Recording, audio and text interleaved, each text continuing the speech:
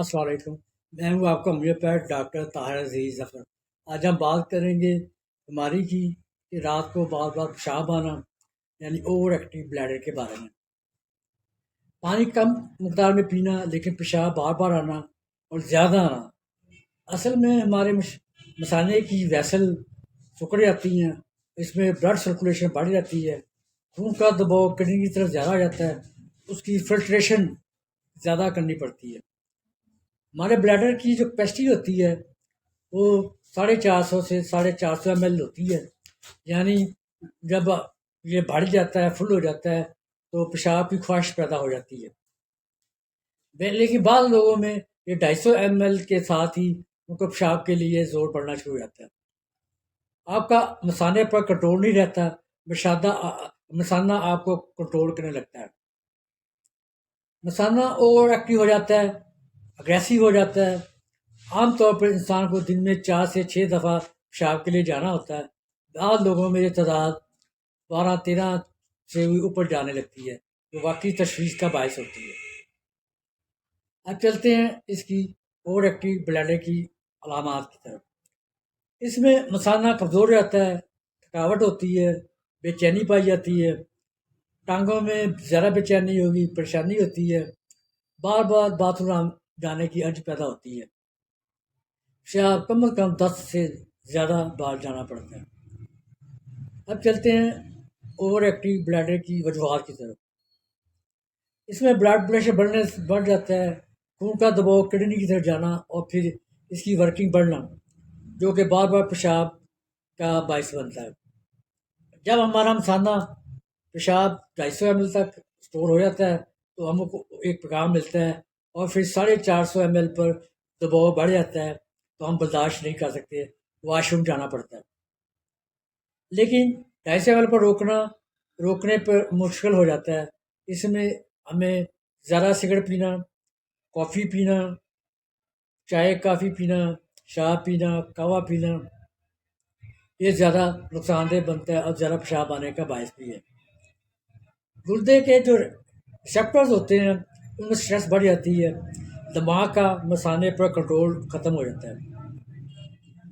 آپ کو کوئی انفیکشن، کوئی بخار، پروسٹیٹ گلینڈ کا بڑھنا، رحم کا گرنا، مثانہ پوری طرح خالی نہ ہونا، کوئی پریشانی ہونا، کوئی بے چینی، غم ہونا، کوئی فکر، شوگر، بی پی وغیرہ بھی زیادہ پیشاب آنے کی وجہ بن سکتی ہے۔ آپ کو کچھ ریڈیشن کے اثرات بھی ہو سکتے ہیں، جھٹکوں کی جو بیماری وہ وجہ بن سکتی ہے، حمل کے دوران بھی پیشاب زیادہ آتی ہے۔ کی وجہ یہ بھی ایک ہو سکتی ہے، آپ کو دماغی کنفیوژن بھی اس کا باعث بن سکتی ہے۔ اب اس میں بار بار پیشاب کے لیے ہم کیا احتیاطیں کر سکتے ہیں؟ اول تو ایک دم زیادہ پانی نہ پئیں، پانی تھوڑا تھوڑا سپ کر کے لیں، وقفوں سے لیں، پیشاب روکنے کی عادت ڈالیں۔ شام کو 8 بجے کے بعد پانی بہت کم پانی پئیں، جہاں ضرورت ہو تو پانی پئیں۔ سگریٹ، شراب، کافی، چائے، قہوہ وغیرہ کم سے کم لیں۔ اپنے آپ کو گرم رکھنے کی کوشش کریں۔ آپ کا ایریا ہے جہاں کمرہ وغیرہ ہے یا کوئی اور جگہ ہے، دیکھیں کہ کچھ کمپیریٹیولی کچھ گرم ہو۔ اپنا بی پی کنٹرول کریں، موٹاپا، شوگر وغیرہ کنٹرول کریں، پروسٹیٹ کا علاج کرائیں، بلیڈر کو خود کنٹرول کرنے کی عادت ڈالیں۔ فوراً واش روم جانے کی خواہش ہو اس کو دبائیں، پھر اس دبانے کا جو وقفہ ہے اس کو ایسا ایسا بڑھانے کی کوشش کریں۔ اپنی اینگزائٹی، ٹینشن کو کنٹرول کریں۔ اس سے مین ایک اور سوال ہوتا ہے قبض نہ ہو، مثانہ خالی کر کے اچھی طرح آئیں۔ اب آپ بلیڈر ٹریننگ کر سکتے ہیں جس میں آپ کو پیشاب کچھ عرصہ زیادہ وقت ڈال سکتے ہیں اور وقفہ ڈال سکتے ہیں، جو ایسا آتا ہے اگر یہ وقفہ بڑھ جائے تو آپ کو پیشاب کم واش روم جانے کی ضرورت پڑ سکتی ہے۔ آپ بلیڈر کو کنٹرول کرنے کی کوشش کریں، فوراً واش روم نہ جائیں، وقفہ کریں، ڈیلے کریں، یہ وقفہ ایسا ایسا بڑھانے کی کوشش کریں۔ پیشاب کی طرف سے آپ توجہ ہٹائیں، کوئی کتاب پڑھنا شروع کر دیں، ٹی وی دیکھیں، موبائل پہ توجہ کریں، کسی سے باتیں شروع کر دیں، اپنی پوزیشن بدلیں، ایک ٹانگ دوسری ٹانگ پہ رکھ کر اپنے مثانے کے مسل کو دبانے کی کوشش کریں، دماغ کو کسی کام میں لگائیں، الٹی گنتی بولنا شروع کر دیں، لمبے سانس روک کر ایسا ایسا نکالیں، اور جب جائیں تو مثانہ اچھی طرح خالی کر کے۔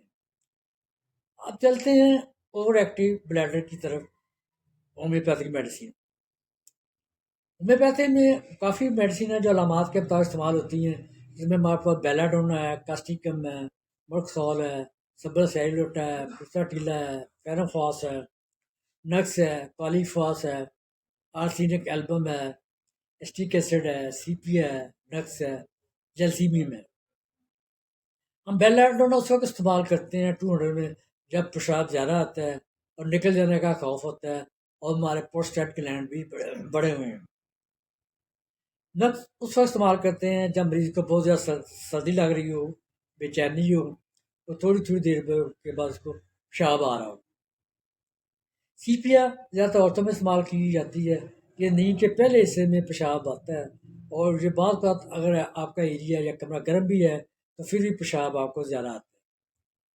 کاسٹیکم یہ ریٹینشن کو وقفے کو بڑھاتی ہے، اور اس سے مسل میں جلن ہوتی ہے، اس کو استعمال کریں تو آپ کا جو وقفہ ہے وہ ایسے ایسا بڑھ سکتا ہے، پیشاب کے کنٹرول کی عادت ہو سکتی ہے۔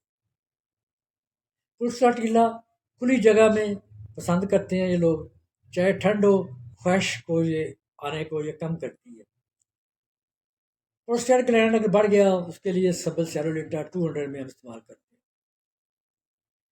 فیرنفراز 200 اس وقت استعمال کرتے ہیں آپ جب آپ کو دن کے وقت ذرا پیشاب آ رہا ہو، وہ کھانسی کے ساتھ آپ کا پیشاب نکل جاتا ہو، بلیڈر کی گردن پہ آپ کو بے چینی اریٹیشن محسوس ہوتی ہو۔ آپ R18 بھی لے سکتے ہیں، 15 سے 20 قطرے دن میں 3 سے 4 دفعہ لے سکتے ہیں، یہ پیشاب کی ٹینشن ہے اس کو آپ کو بڑھائے گی۔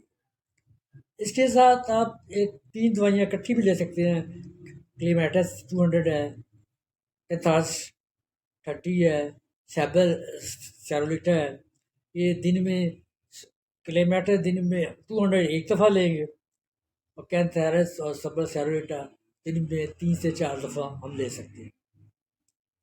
ایسڈ فاسٹ اور ایسٹک ایسڈ ہم ان کو دیتے ہیں مریض جو شوگر کے مریض ہوں، تو ان کو پیشاب بہت زیادہ آتا اور ان کو ویکنس بہت زیادہ ہوگی۔ کالی فاسٹ اس مریض کو دیتے ہیں اگر ان کے نروس کی کمزوری ہو، نروس کی کمزوری ہو رہی ہو، اس کو ہم 6x میں دیتے ہیں، 4 سے 6 ٹیبلٹ دن میں 3 سے 4 دفعہ استعمال کرنی ہوتی ہیں۔ جلسی اس وقت دیتے ہیں جب مریض بہت زیادہ کمزور ہو گیا، اس کو بہت زیادہ نقاہٹ محسوس ہوتی ہو۔